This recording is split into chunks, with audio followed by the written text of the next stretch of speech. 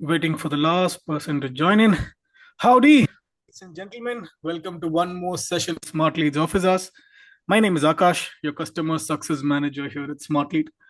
In every office hour session, we want to start the session with the audience. So go ahead, click on the chat icon at the center bottom of your screen and drop on the comments where you're from, the temperature in your city, and also let us know if you're an agency, a freelancer, or a SaaS company.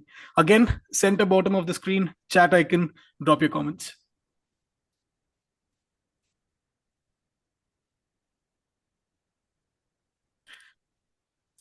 I'm on insurance agency.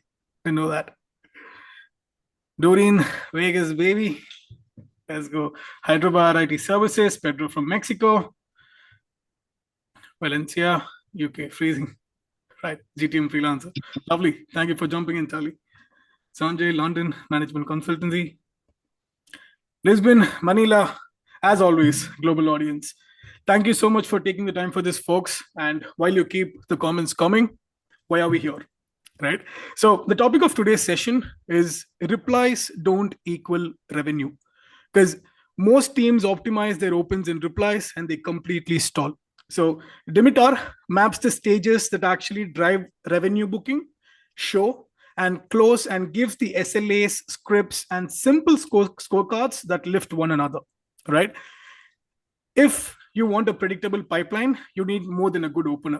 So he's also going to close the post reply gap, basically the leak between a positive reply and a qualified attended meeting using speed, quality replies, and simple accountability built on Smartlead and Clay. About Dimitar Petkov is the co-founder of LeadHaste. He's a Smartlead certified partner, a Clay Solutions partner, and an early Clay user since 2022. He designs outbound systems that turn inbox interest into pipeline and also runs Podder, a podcast analytics startup. He's known for hands-on problem solving and a can-do operator mindsets. Dimitar, thank you so much for jumping in. The floor is yours. A quick round of introduction, and we can jump straight in. Awesome. Thank you for the kind words. Really nice to hear it also from someone else. Absolutely. Today we're going to talk about the post reply gap, or like what you described now, basically taking the post replies and turning them into revenue. Because we have seen this issue with a lot of clients, and I'm sure everyone here who runs an agency would have run into this problem before, where you deliver a lot of post replies to a potential client, but they are struggling to close them. They blame you, you say it's not your fault, and so on. So this call today basically will help, hopefully, to fix this gap and also set clear responsibilities between the clients and the agencies. And I have actually a presentation that I'll go and share my screen now so we can see and get started with hopefully Absolutely. the value. And while Dimitar does that, Dimitar also has planned a crazy takeaway for the audience. He'll be announcing it at the end of the session. And also for those of you who want the presentation, again, this will also be shared at the end of the session. So stay tuned, stay until the last. Over to you, sir. Yeah, exactly. There will be a big Black Friday surprise at the end. It's a bit early, but in Bulgaria, at least, they have already started all those promotions everywhere. So why not team it like that? Let's go. Let's get started. Basically, as mentioned, like this is a two-player game, and it is not only the agency or the sales team's responsibility to bring the revenue in. And to really summarize the whole idea here is that the agency is basically responsible for sending replies that land in the primary inbox, not going to spam, and that generate genuine interest. And then it would be, in most cases, unless you're handling two meetings booked, but that's half of the agencies, unless you're handling until then, your job, you would think, stops till here, but not entirely. The client should be the one that books the actual post replies and turns them into meetings, make sure that they show on the call and that they close them.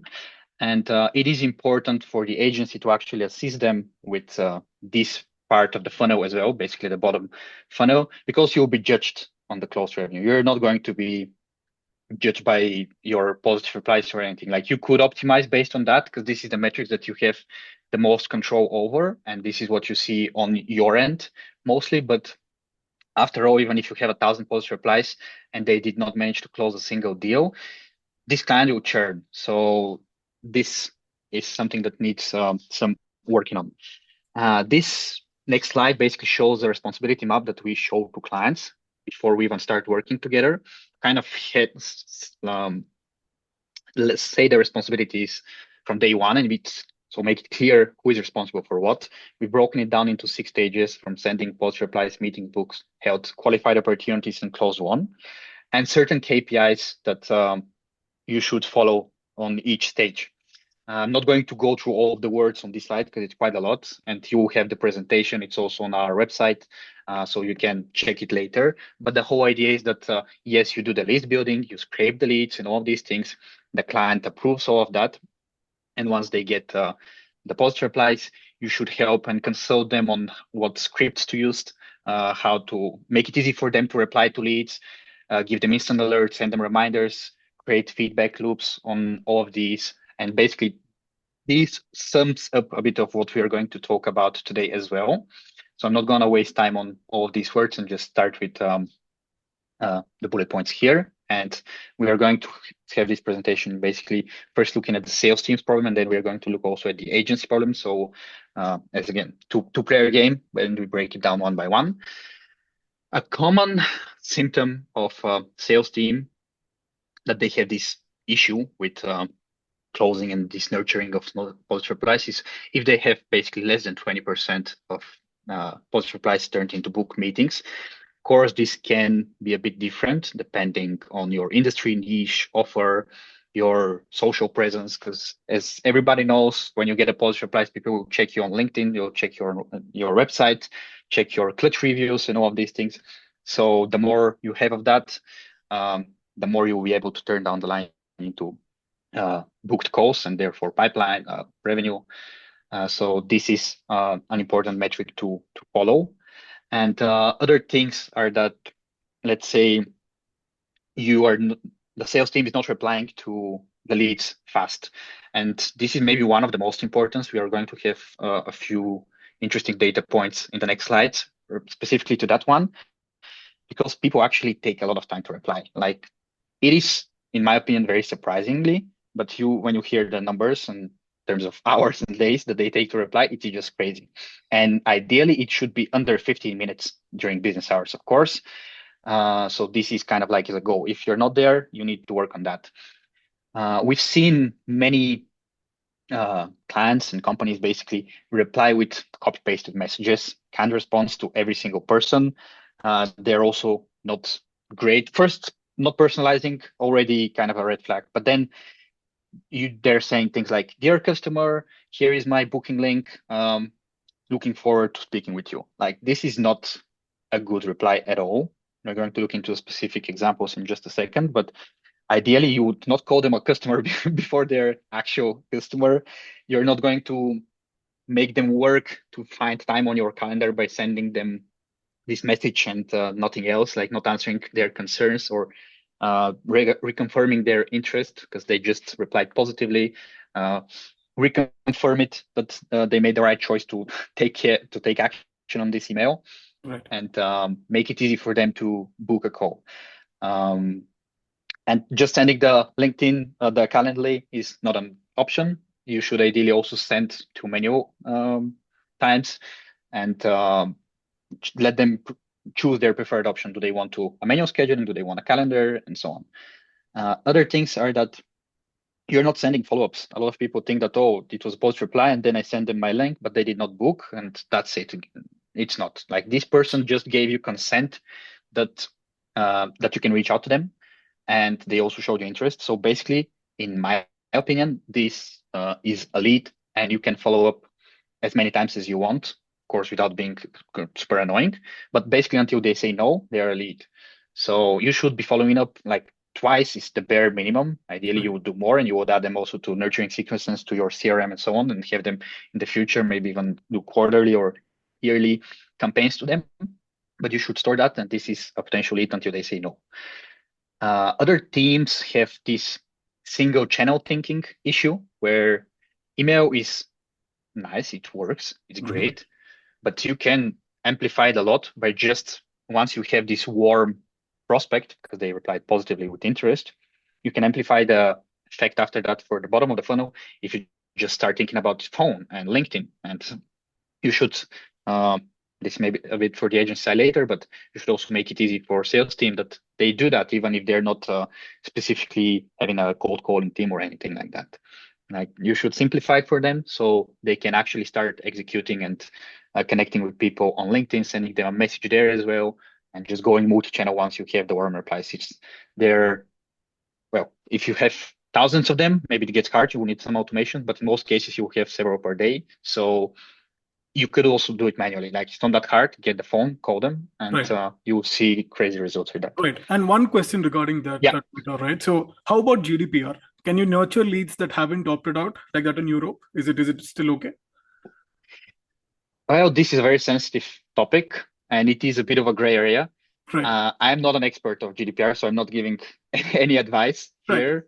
Right. Uh, what in I would interpret it like that. Like first, this is a cold email. It's like not a marketing campaign, and in most of Europe, it is fine that you email someone business email Hmm. with a proposal, and they also replied positively.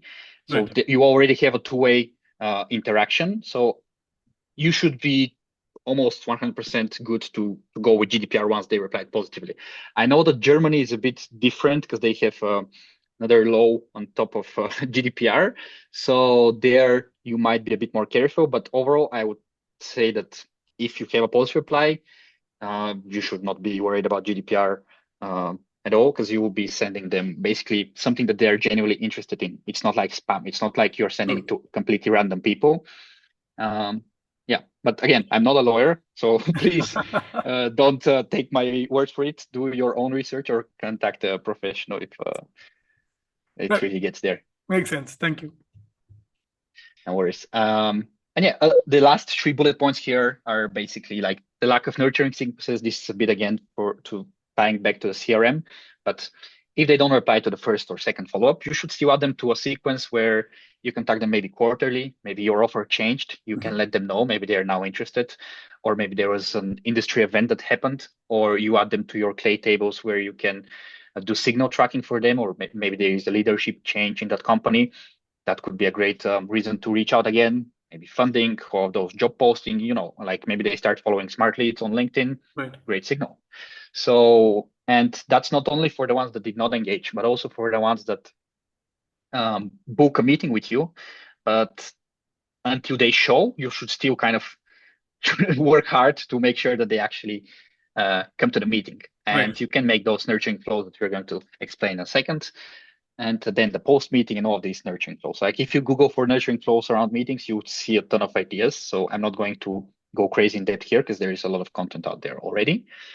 And one last thing that maybe is not so obvious, or at least it was not in the beginning when we started with our agency, is that when we work with a client initially, we talk to the decision maker, and they're all excited. They get started. We do the onboarding calls and everything, and then when we launch the campaigns, they already have a bunch of sales people in our shared Slack channels, and we start sending them the positive replies from Smartlead through their API. And it's not super clear initially for our side for sure. It's not super clear who is responsible to taking care of this reply. Because if one reply goes on a channel with 20 people, and there is no clear ownership of who is responsible of taking care of this, because it is a new channel to them, and they need to learn how to use the tools, how to reply, and basically integrate it in their daily processes. And there needs to be a name who is responsible on their sales team for that. So if a lead is not replied, he's responsible, and yeah, basically you know who to go to also as an agency and who you can nudge on a DM, not in front of everyone, of course, and so on. So they can try and improve. And the last one is the CRM is a mess. Maybe this is a bit of a funny one because I mean, all of the CRMs are a mess, in my opinion. Right. Like they get overcrowded pretty quickly, but you should try to keep it as lean as possible and keep the data of your, even the bottom funnel of why people book the calls with you. If they don't show up, you record that in your CRM so you can add them to specific campaigns down the line, specific nurturing campaigns. Or if they don't convert on the call, get the reason. Is it because of the pricing? Is it because they chose competitor? Is it because they don't trust you? Is it because it's not the right time? Maybe you can follow up again in 6 months if that's it. But collect the data and store it in your CRM, because these are like better than scrapes, lists, or anything like that. So it is important Got data. it. Got it. And this is actually the speed to reply information that I wanted to share with you. Maybe some of you have seen it. It's quite popular in the cold email space, but there is this Harvard business study that showed that people on average take 42 hours to reply to a lead, which is crazy in my opinion. That's today's. People are asking you to kind of give you money and you wait 2 days to say yes, which Right. is a bit ridiculous. And also 22% of companies actually never respond. So even crazier. Actually, as my co-founder pointed out here, this study is from 2011. So yes, maybe data has changed, but in my opinion, for the worst, because attention span nowadays, it's just even less. Yep. Distraction is everywhere. So probably this is not in our favor.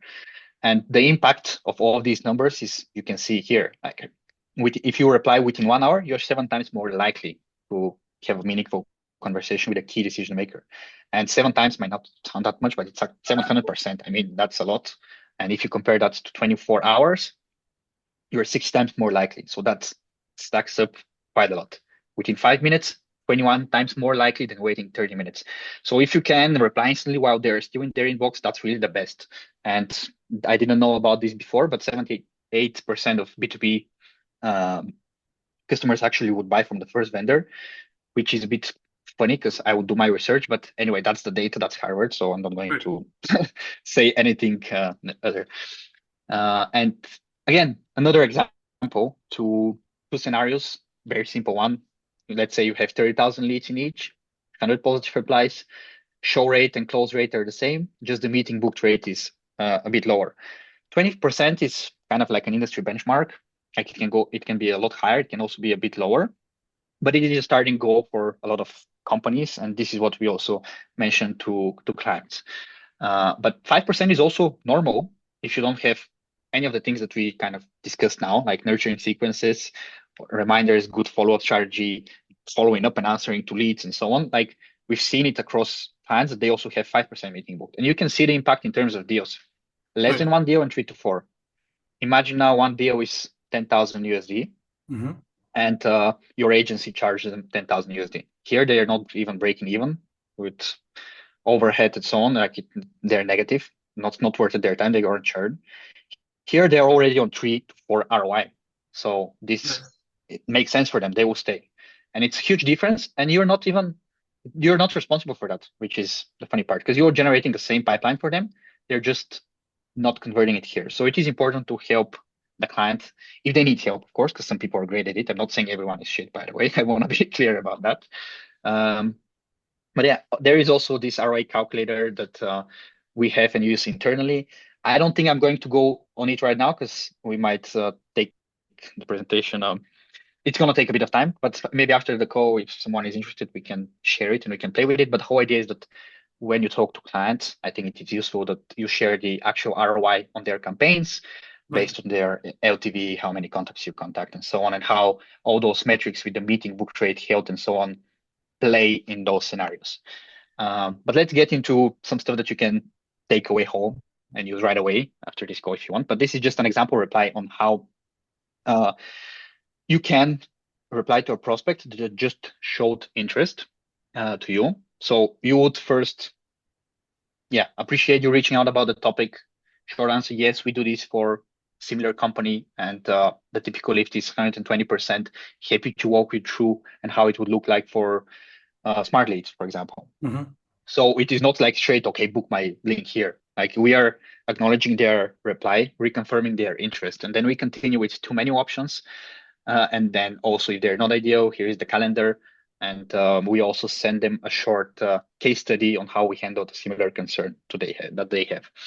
And by the way, I don't want to take credit for this example reply, this particular strategy with the two manual times in the calendar. This is something that Eric Novoslavsky shares on his channel. I'm sure that most of you know him, so I'm not going to go that much in depth, but there is also a lot of similar content out there that you can review. And this is just an aggregation of everything out there, simplified with some internal insights as well. And then there is another follow-up if they did not come back to you after the first reply. So yeah, you can quick update first name. This slot was taken, so you show that you were a busy professional, like you're not solely reliable on them. The work is not going to end if they don't book a call with you, but you still ask them, can I hold this time for you? Or add also Friday, for example, a new time zone and a new option for them if that's easier. And then we continue with the social proof. I mean, social proof from campaigns to follow-ups to nurturing to even after they're a client. I think this is something that you should be doing as much as possible and trying to milk every single opportunity. And yeah, that's why you could share a Loom video that answers their concern. This can kind of be a demo if you're selling a SaaS.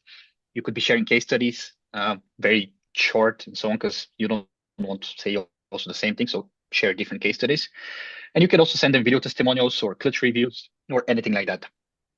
But basically, think for a second and try to make your follow-ups good, not just like bumping this up. Like this is the worst one ever.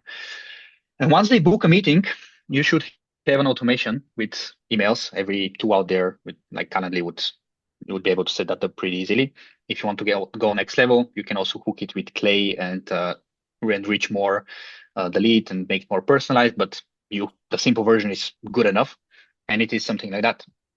Once they book the call, immediately send them a confirmation, tell them the agenda, the topics that you're going to talk about, give them the option to reschedule if they made a mistake, ask them if something breaks on the call and so on. Like, make yourself available, give them your personal phone number if needed. Like, you have this slot, even if they cannot join Zoom for some reason or Google Meet or whatever, let them call your phone or you call them. Like, just be available. Like, you don't want to miss this slot.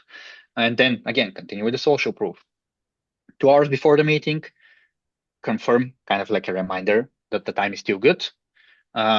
If you have the consent, you can SMS them, WhatsApp them, LinkedIn message. I think for that you might not need a consent, but for SMS and WhatsApp, it is probably nice to have. Send them the link, so you have a good reason also for reaching out, confirm the time, send them the link, remind them, promise them something that they're going to have after this call. Like in this case, it would be if you apply this knowledge after this call, you'll see at least a 5% lift in your meeting book rate. For example, like one sentence, super simple. What am I going to benefit from spending my time listening to you, basically? And you can also share them a demo video if you have that. And the reason for that is because you are starting to now prime the prospect for the sales call. And if your product is good, I can say that for sure this helps because I have been sold like that. And actually, I'll mention also the tool because I think many people here would find it useful. It's called RevOps. It's a database. So if you're an agency, go check it out. The founder is also a great guy. He did this strategy to me and it worked. He shared a demo of the video of the tool to me before the call. I watched it and I was like, okay, I'm kind of ready to buy. So the call was more like to make it official and it helps. 10-minute reminder, super simple. If you go on the call and they are not showing up, because sometimes people can be late, they can forget, maybe they're still making their coffee, who knows? But you can, before leaving, just send them a quick message like, are you running late? Should we reschedule or what do we do? And so on. Like, try to still win it. This example would go also for the post follow-up call. I'm not going to go in all the flows here because you get the idea. Like, just be persistent, be personalized, like, don't say the same thing, bumping and so on. Try to be a bit more different and add value where you can. And just have a reason for every single thing that you do. And if I have to summarize what we just talked about for the sales team part, is like reply quick, under 15 minutes, answer any concern that they have from the policy replies, give them 2 menu options plus a calendar for booking the call, follow up at least twice, ideally more, know who owns the lead on the sales team, add all the leads in the CRM, have those nurturing flows, and think multi-channel with phone and LinkedIn. And again, there is an extensive checklist that you can download on our website. Do you have any questions about this part here, or should I move to the agency side of symptoms and problems solutions? No questions as of yet, Dimitar, and it makes complete sense because from what we see on an everyday perspective, not just a reminder, right? All the best practices, because sometimes we go on the call, the user doesn't show up, we end up dropping an email to them after 20, 30 minutes, which might not really work. So makes complete sense. No questions at this point. Please go ahead. Love to hear that. Okay. Yeah, agency problems. So what we can actually do to help all of these things. First symptoms, there are positive replies that lack intent. And by that, I mean that the agency is sending basically vague emails and they're getting post replies that are not genuine. And a good example is like, let's say I'm asking my girlfriend if we want to go out tonight. Probably she's thinking about the dinner date. Right. What I'm thinking about is going watching a soccer game. And once I reply and tell her the times where we meet and the tickets and all that, she's gonna ghost me, of course. She had another opinion. Like this is a fake positive reply. So think of what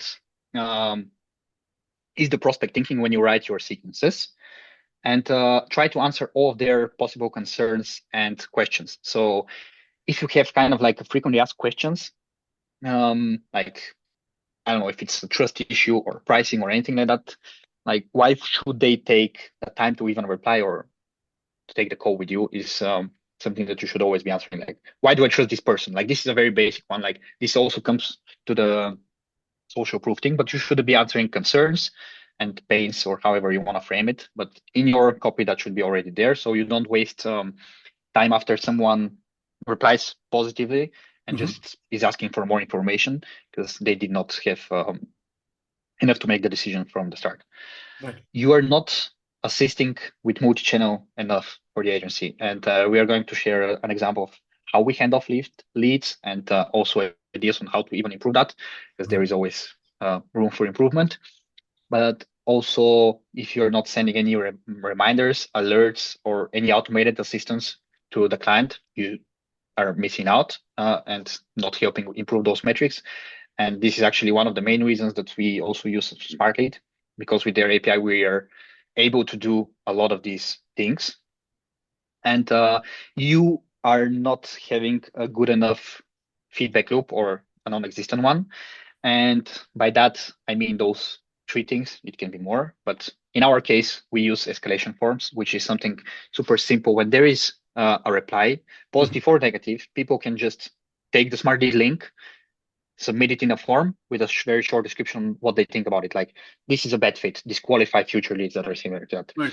This person said something about GDPR, like take a look into that and so on. So we know what's going on, because as an agency, you won't be able to monitor hundreds of positive replies every day between all across all clients. So if you don't implement a system to help you monitor all of this, you're going to miss this and you're going to run into the same issues over and over again, which are going to only annoy the client as well. Other Right. things that we do that are super simple. Yeah. Question? Sorry to interrupt. One question from the chat. So, taking a step back, it's from Sanjay. We actually don't request a meeting, but offer them a free analysis. We have received a good response, but after we send the report, we don't hear back from them. We have now hired a telemarketing professional to follow up on these leads. Do you have any suggestions? Well, That's there a could be question. several things. Yeah. Good question.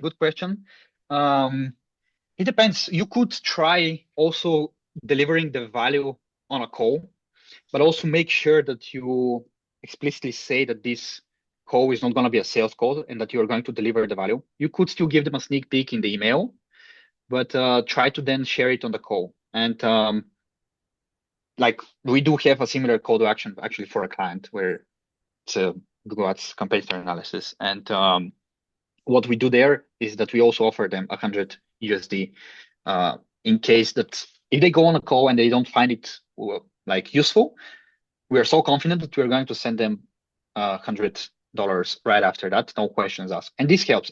Many people actually don't ask for it because it's like, yeah, this person spent time reaching out to me, researching me, doing this, all of this value, and like they're not going to, like, it's not going to be life-changing money, but it shows that you're actually confident in what you do and that you're not going to be just this annoying person with a sales call and so on. Like if you, yeah, I think summarize, just try sneak peek them a bit of the value, maybe the most 80% of the value, but maybe don't say that that's 80%. And if they want the rest, they should go on the call with you to get the rest of 20% or whatever.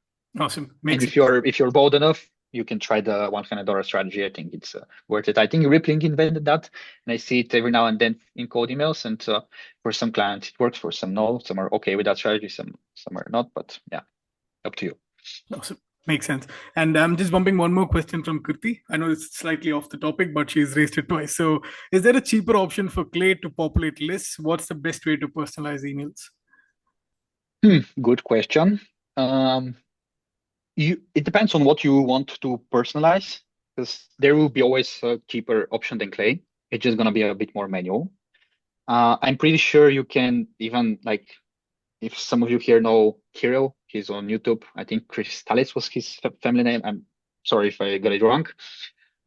Greek automation specialists, and you can learn a lot from him on how to run all these kind of things in Google Sheets, actually. Right. So basically, you can create your scripts there, connect APIs, and it will be a lot more cheaper. Basically, you pay for only the API costs and a bit of your time to make this work. Another option would be in N8N. Maybe you can make it work there. Or if you're a bit more technical, you can try Cursor or all of those like vibe coding apps out there. But yeah, there are cheaper options. It's just gonna cost more time for sure. That's Awesome. Thank you for that, Dimitar. Over to you.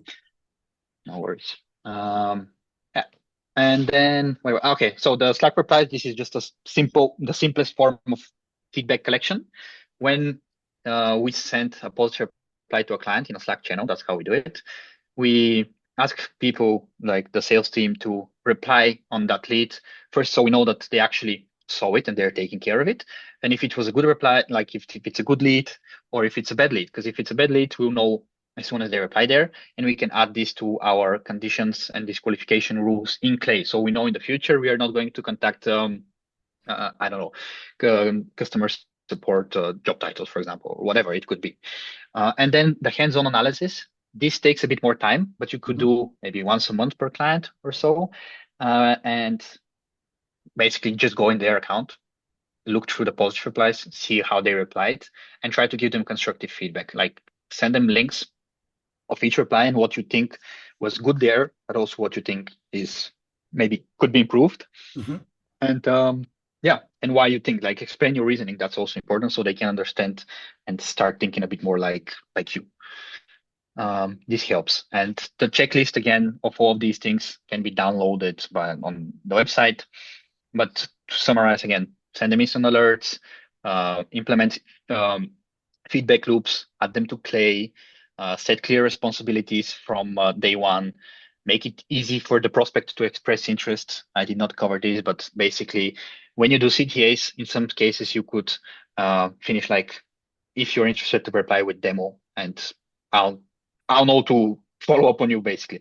So they can just reply with one word, copy paste it, and do that. Like people are on the go, on the phone, so on, like make it easy for them. Another option is like in one of our last follow-ups for some campaigns, we do like kind of the breakup email is reply with 1, 2, or 3 on like just a number, and we'll know what you want. Basically, 1 would mean interested, 2 would mean interested but too busy, reach out in 6 weeks, and 3 just not busy, so add them to the do not contact, not interested category, and so on. Right.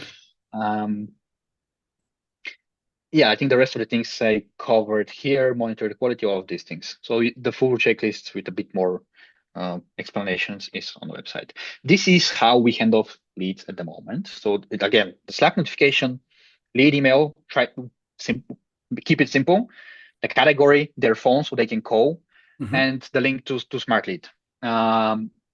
Here, in this case, it's a local business, so we don't have the LinkedIn profile. But if it was like a SaaS company, most likely we would have also the LinkedIn profile, and we would also share it here so they can connect with the lead.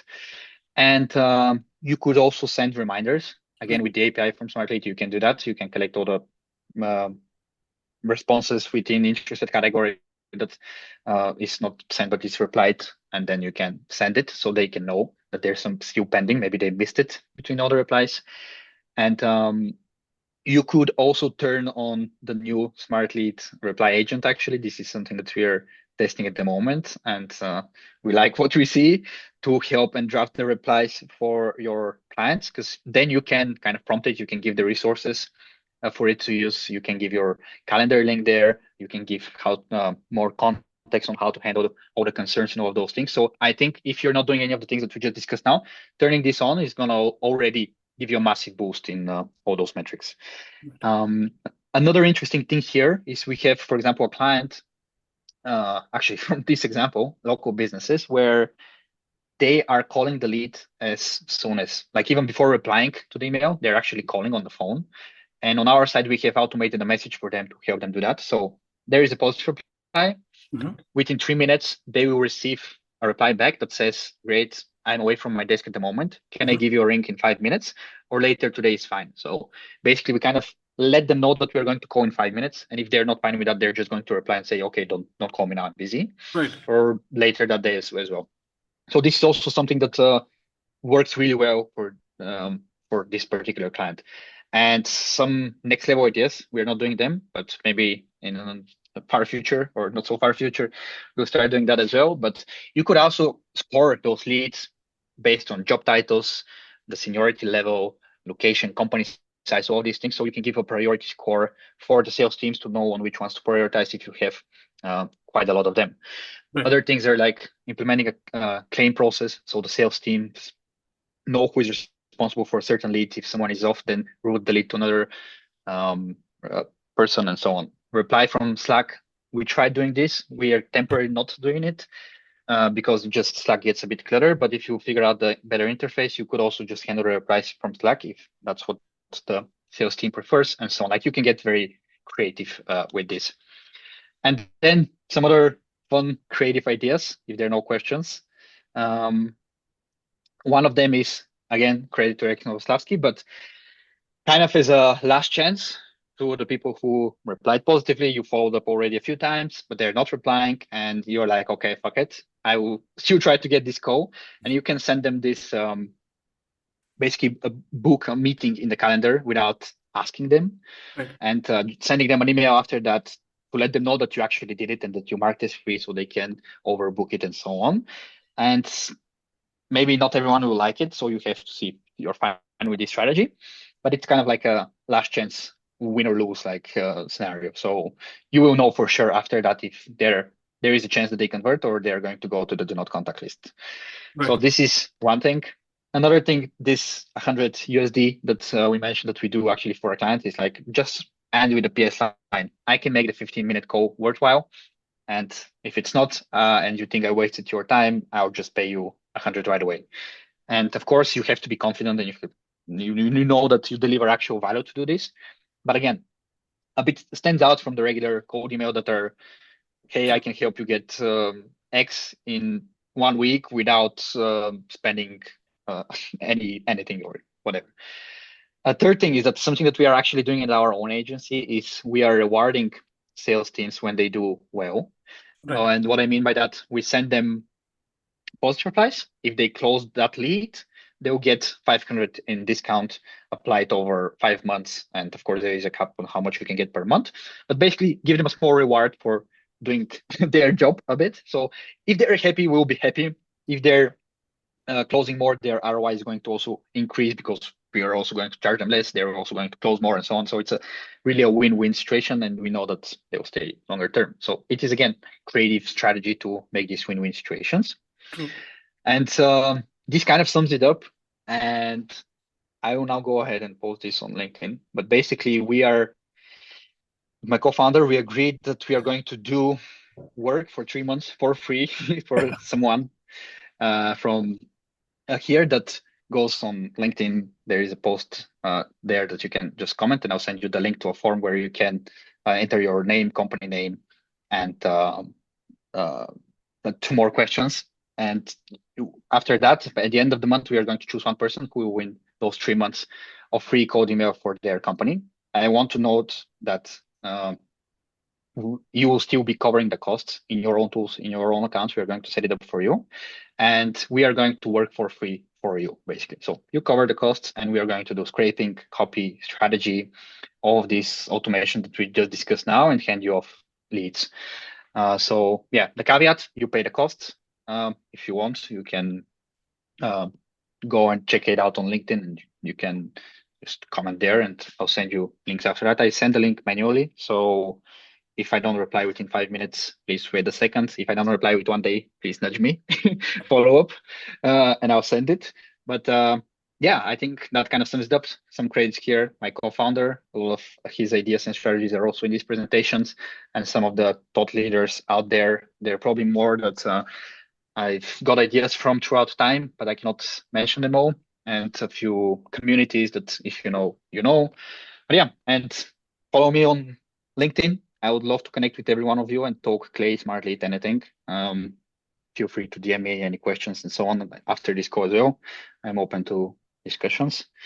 Yeah, and happy to answer any questions now. Sweet. Thank you so much for this, Dimitar. In, out, hammered, and we're out now. So again, for the process of the link, will you be sharing it on the chat where people can kind of apply for this, or how do they go about it, Dimitar? Let me share. I'll share because I did post it on LinkedIn. Because ideally, you would comment also on LinkedIn so I can get a bit of reach. So Absolutely, makes sense. Makes sense. No, trying to build my profile there. let's But go. if not, you know what, for everyone here, I'll just send the link in the chat as well. And if you want to comment, great. If not, that's also fine because you spent No, 45 minutes listening to me. So and I've that's also dropped your LinkedIn on the chat as well because I think that's what people need access to. So your LinkedIn's on the chat. If you click on the profile, you'll see the post. Go ahead, drop your comments, and then I think it's a win-win for all of us. I just sent also the form link straight in this chat as well. So Love it. if anyone wants to do it, it's an Airtable form. I don't know if we can pin it in this chat. Actually, I'm usually a Google Meets user, so not so familiar with Zoom. But Right. yeah, Yeah, you don't it is have in an the option chat. to pin it, but again, we'll have it until we're out. And if you want, you'll also find it on LinkedIn as well. So you have Dimitar's profile there. So in case you miss out on the link, it's on his profile, so you have access to that. Awesome. Folks, the floor is open for question. If you have any questions, if you want to shoot it directly to Dimitar, turn on your video. You have an react option at the center bottom of your screen. Click on that, raise your hand. I'll spotlight you and you can shoot your questions. Again, react on the center bottom, click on raise hand, turn on your video, and I'll spotlight you. But while someone does that, picking up a few questions from the chat, Dimitar, once from Richie, right? So after this Apollo problems, what is your suggestion for lead scraping sites now, which is not breaking the bank? Okay, good question. We did try a few other, like after the Epify shutdown, we did try a few other providers. Not going to mention names now. They were working for a while, then they stopped, then they were working again, and it was not reliable. Like some case, we had to wait a week for a lead list, which is like we don't have that time to wait. So what we are doing at the moment is actually changing a bit of our process for some of this type of lead sourcing. Is just using the lead straight from Clay, right, and doing waterfall enrichments from that.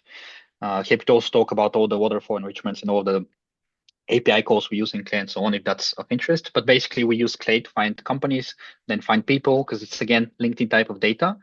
And something else that we are looking into is those lookalike databases. There is like one Panda Match, you probably guys know. And then there is also Discolike that we are exploring as well.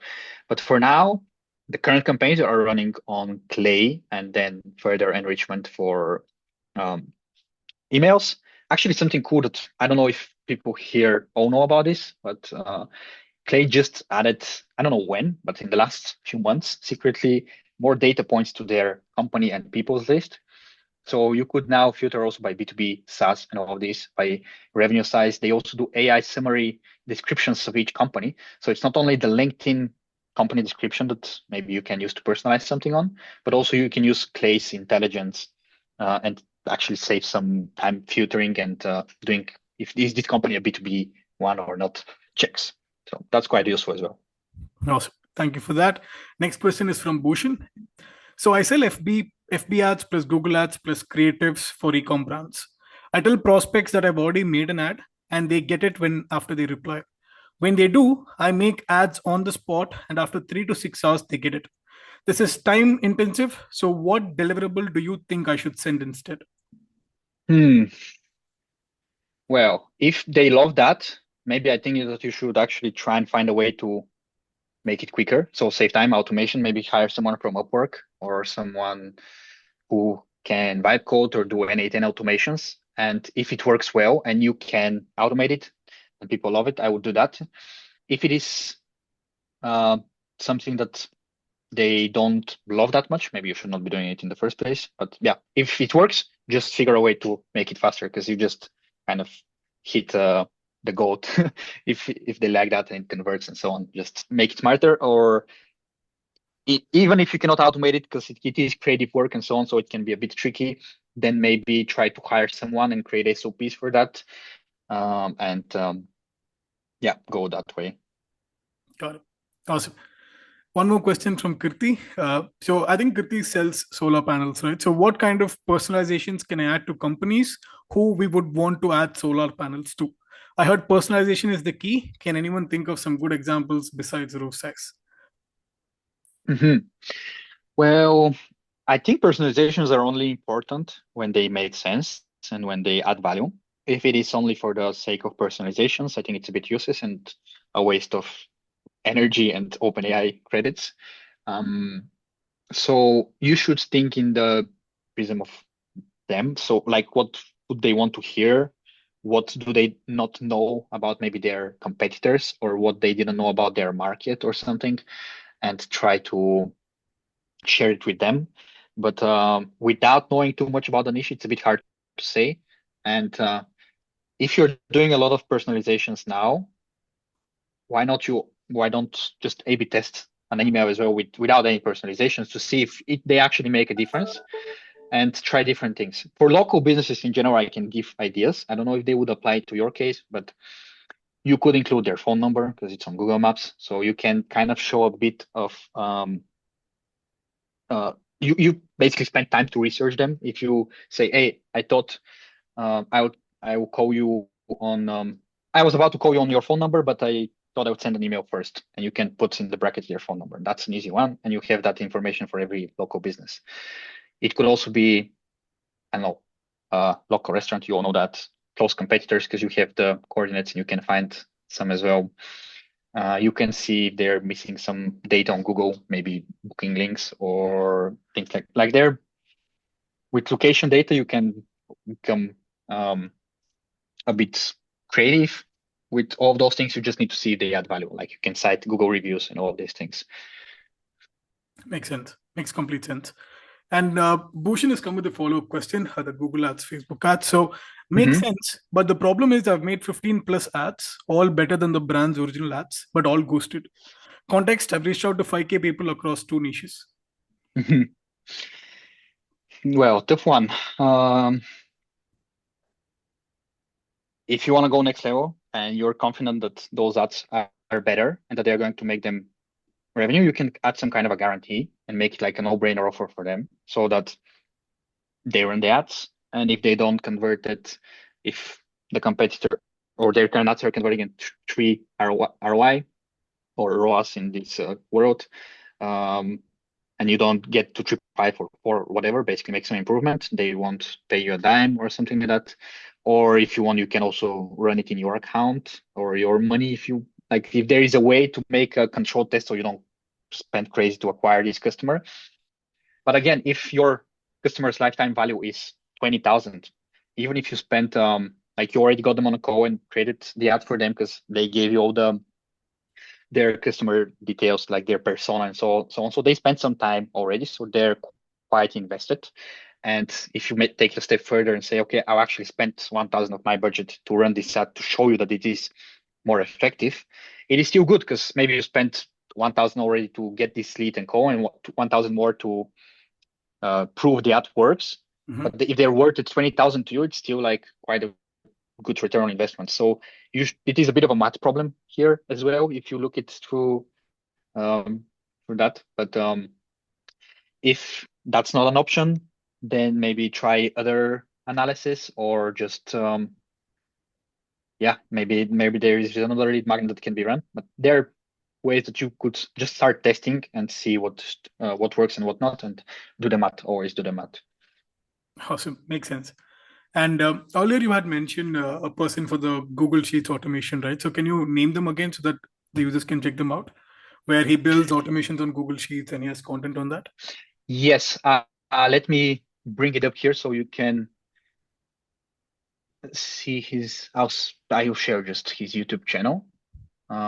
This is Kiro Cristales is his name, and I'll send it in the chat Awesome. Thank right you. away. You should look at some of his older videos as well, because now I think he's repositioning a little bit, but he does have a lot of like old school scraping and all of these kind of things and Google automations and so on. I think he also has a community where he shares even more things there. Right. But yeah, there is a lot of value in his channel, and I think it's a bit undervalued at the moment in terms of view count and so on. Understood. Awesome. Any other questions, folks? I don't see anything on the chat. Again, if you have any questions, you can raise your hand or you can drop it on the chat. I'll pick them for you. But if there are no questions, yeah, there's one. What's your opinion on Apollo's intent-based leads or Liskit's intent-based leads? Do you have any recommendations? I have not tried ListKit myself. For Apollo, I tried. I had zero success with those intent-based leads, and to me, it's a bit vague on how they measure this intent. Yet they said it's from Bombara or something like that. But Bombora, yes. yeah, I don't know. I don't see it working. And if I'm looking for some kind of intent, I will probably just try to get it myself. But Apollo's saying to me that a company is looking to buy I don't know, graphics design software. How do you know that? Yeah, some cookies maybe somewhere, but that's not enough for me. Maybe they visited Canva. I mean, everyone uses Canva nowadays. I don't know. I don't think that's a strong enough signal. It is just trendy, and everybody's talking about those signals, intent-based, and so on. But yeah, and maybe just try and look for your own way of scoring a lead that is more likely to have this need. Awesome. One more question. Do you think lately offering a simple PDF, Loom video, or meeting works better? I know it's audience dependent, but in general, what do you think? I think it works because it is easier content to consume. But I would again combine it with text as well. So similar logic to the manual times and the calendar one. So give them the option. Some people prefer to consume content on text. Some people prefer video, others audio, all of this. Just give them the options. If you have the videos, great. Send them the video, or if not, send them the summary of the video. And yeah, they can choose their preferred option. Awesome. All right. I think that's all the questions we had. Dimitar, thank you so much for taking the time. This was super insightful. You came in, you gave us the points, and we're out. Love this session, and thank you so much for the giveaway as well. Anything before we part ways? Thank you as well for the invite. I hope it was useful, and feel free, if anything comes up after that, feel free to DM me on LinkedIn. I'd be happy to respond as soon as I can. And yeah, looking forward to chatting with as many of you as possible. Thank you so much. One of many. Thanks for the invite. Again on an after session. But as I always say, 3 consistent things in life: death, taxes, and office hours every Thursday. I'll see you all on the next one. Ciao. Bye-bye. Ciao. Bye-bye.